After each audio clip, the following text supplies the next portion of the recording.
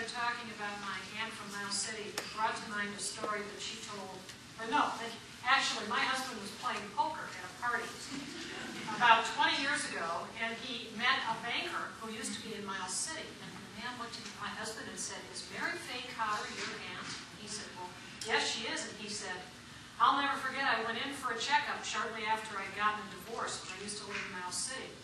And Mary Faye said to me, 'If you tell me who's overdrawn at the bank, I'll tell you who's got VD in town.'"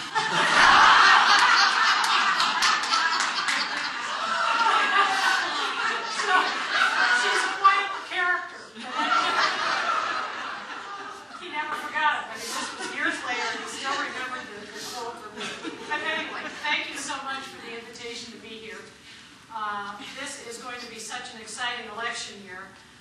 You know, we're facing an election nationally and locally, you know, even around the state, that are going to be very exciting. Certainly no mandates coming our way in these elections, it seems. I was watching CNN before I came downstairs tonight, and I saw that Obama won Guam by 7 votes. Literally 7 votes. So nobody's going to be claiming a mandate in that race.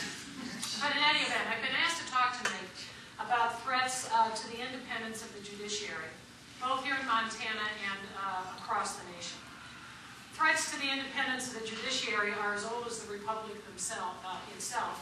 In 1800, when John Adams finished his term as the second president of the United States, he packed the court with Federalists to the unhappiness of his successor, Thomas Jefferson.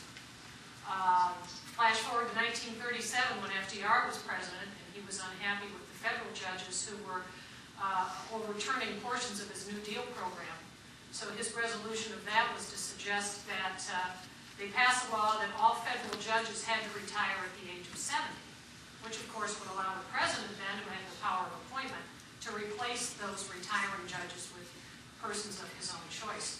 That would have done away with 6 of the sitting members on the United States Supreme Court and scores of federal judges. So that was an attempt by the President of the United States to change the composition of the judiciary.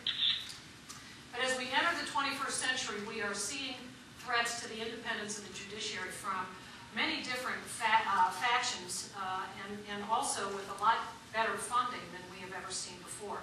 So tonight I want to address some of those concerns and maybe bring forward some ideas of something that we can do to stem the problem.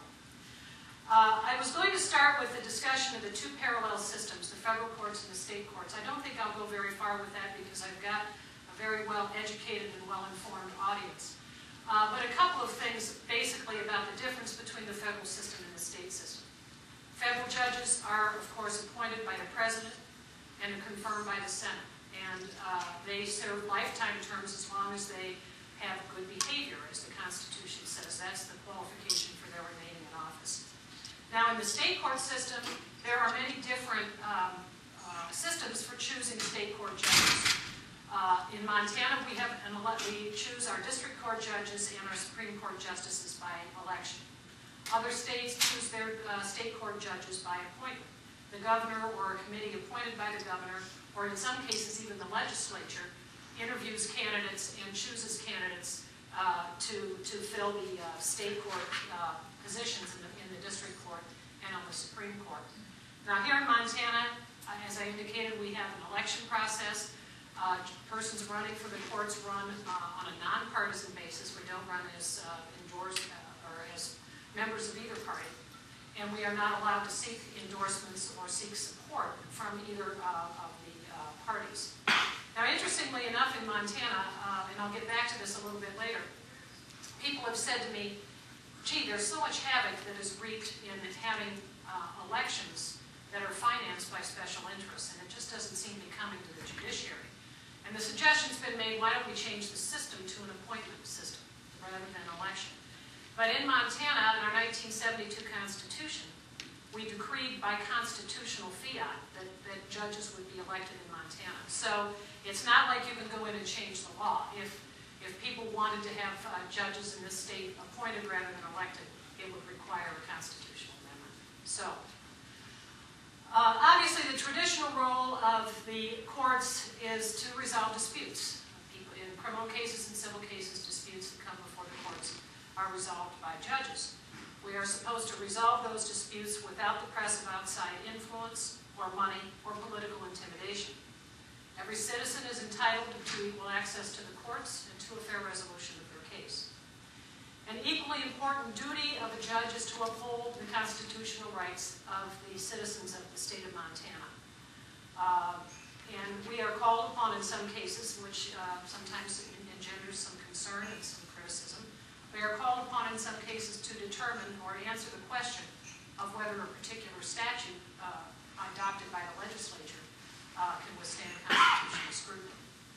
Now, importantly, and this is something I've come across frequently in going into classrooms and the like, but it's not limited to students. Some students and adults alike think that the courts should do the will of the people. It is not the function of the courts to do the will of the people. That's the function of the legislature. You elect your legislators to make policy on your behalf, but the courts are not tasked with that obligation. It's not our function to do what's best for business. It's not our function to lock away criminals and throw away the key.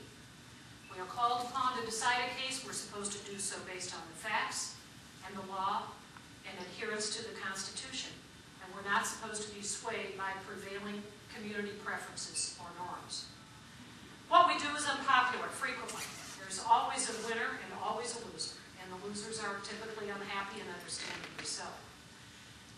But if our courts are to continue to function as they're supposed to, and if we are to continue to uphold our duty and our oath to decide cases fairly and without intimidation or without bias, we have to do so in a way that will engender and keep the confidence of the public. Now, some of the things, the threats to the judiciary I want to speak about tonight come from primarily two sources: special interests and pressures from within the government. I want to talk about special interests first, and I know that's a pejorative term, and I don't mean it in a pejorative sense. There are many groups or factions who have agendas, who believe that and would like to see a court system that will further the agenda that they might have. This could be anything from policy agendas having to do with things like abortion or public education or the environment, or business groups who would like to have a more favorable business climate for their business interests. Now, the main way that these groups influence judicial policy or judicial elections and the constitution of courts is through the expenditure of money. Now, obviously, if we had an appointed judiciary, money would not be a factor in judicial races. We don't. We have an elected judiciary. So money is the way that people try, and money is what people put into an election to try and sway the outcome, and hopefully pick a person to be on the court that is sympathetic with that person's interests. Now, money comes into judicial races in three ways: from individual contributors, from the candidate himself or herself who might be fortunate enough to have enough money to fund a race, and also from what we call political action committees or PACs. Let's talk about individual contributors first. In Montana, the individual limits of contribution per judicial candidate, at least in the Supreme Court, it used to be $250 per person. It has now gone up to $310 by virtue of a recent law. And